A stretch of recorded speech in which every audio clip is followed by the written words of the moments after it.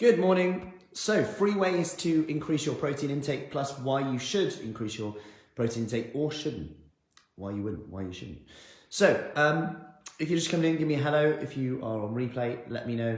If you are wanting more information about our January Kickstart, we have a flexible start date, Marlborough devices, all from home. Just comment below Kickstart, I'll send you the details.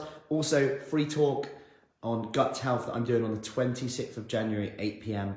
If you want more information on that, how to ditch the bloating, improve your gut health, comment below with gut health and I'll get you the details on that. Anyway, over the next 3 to 5 minutes, I'm going to be talking about protein and why you might want to increase it, how to, and why maybe not. So let's take protein. Protein is one of the macronutrients of, hey Karen, carbs, protein and fat. It's 4 calories per gram, which is the same as carbohydrates. So you might ask, carbs, are they really bad? Fat is 9 calories per gram. So on the basis of it, you can see why low-fat diets were once a big thing, because it seems like the most obvious way. There's obviously other issues with that. More on that another day. So protein, we know it helps your hunger. Your hunger hormones that tell you that you're full up, or hunger-suppressing hormones will be raised if you eat more protein. Protein has that effect, satiating effect, not just at the meal, to make you kind of stop eating. I always give the example, there's only so much chicken breast you can eat. There's only so much protein-based food you can really eat before you're like, oh, I just can't eat anymore. This also has a good effect in between meals as well. Not to mention things like muscle recovery, things like recovery in terms of skin, hair, nails. You know, I've had messages from people saying, oh, I never get split nails anymore. Like all these little things as well. Immune system. So, not to mention also, like a study say where they gave people 35 grams of protein at breakfast. This is people with type 2 diabetes, 35 grams of protein at breakfast. They all subconsciously ate less and they all had better blood sugar level regulation. Now, why is this? Well, you can get a little bit sciencey. Well, they think not only do people eat less, but also because protein doesn't raise your blood sugar levels, but it does have a insulinogenic effect. So it does potentially increase a little bit of insulin. Insulin can then lower your blood sugar level. Insulin is also potentially a hunger suppressant. So we've got that mechanism as well.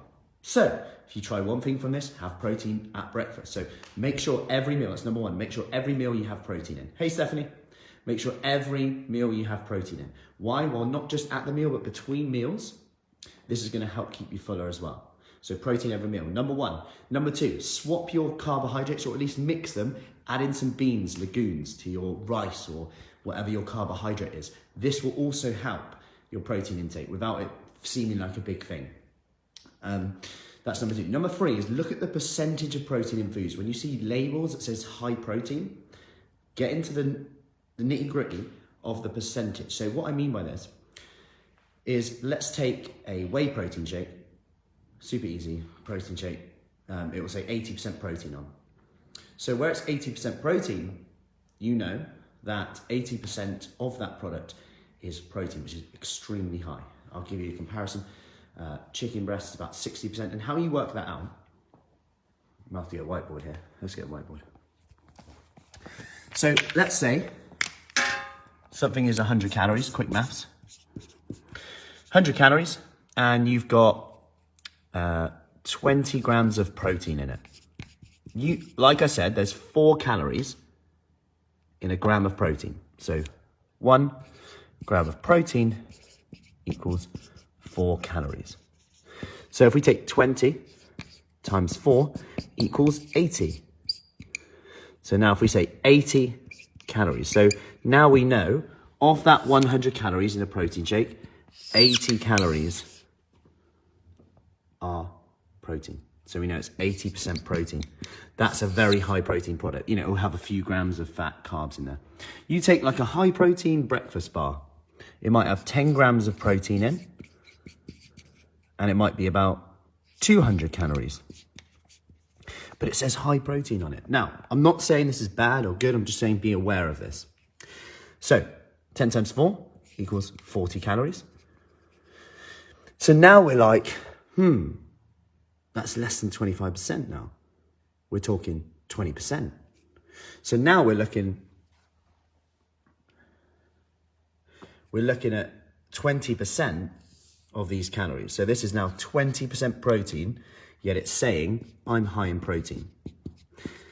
And this is just a quick little lesson in labeling. And I'm not saying, like I said, these are bad or good or anything like that, because more protein is still better. Like if they put protein in like Weetabix and the average Joe just goes in there, has their Weetabix, they'll probably see some benefit over time. They might feel a bit more full. They might get the other benefits of protein in terms of muscle recovery. Who knows? They might subconsciously eat a bit less, especially from the research. Blood sugar level regulation. That's all good. So I'm not saying that that's a bad thing, but just being aware of that. So that's 3 things to help you with your protein intake, why you might want to do it as well. I hope that helps. Like I said, if you want more information on our January Kickstart, comment below Kickstart, I'll get you the details. Free talk, Wednesday, the 26th of January, 8 p.m.